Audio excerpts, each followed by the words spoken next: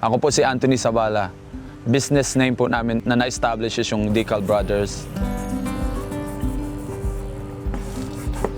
Yung ino-offer ng Decal Brother, mostly yung branding ng business mo. Yung car branding, yung kung may business ka, gusto mo ipalagay yung logo ng business mo, yun ang mostly ino-offer namin. Unahin muna namin yung sa likod, pati itong side, tapos yung pangalan dito. So mga kailangan linisin muna, pahira ng alcohol, preparation para dumikit. Ang lagi kong payo sa mga kapatid ko, kung ano man yung goal mo, lakihan mo. Dream big. Kasi pag nag-dream big ka, kung hindi mo man ano yung goal mo, makuha yung goal mo, at least may tatamaan ka. May makukuha at makukuha ka basta nag-dream ka ng malaki. Yung target mo, hindi mo man ma-shoot. Pero may mahahagip at mahahagip ka.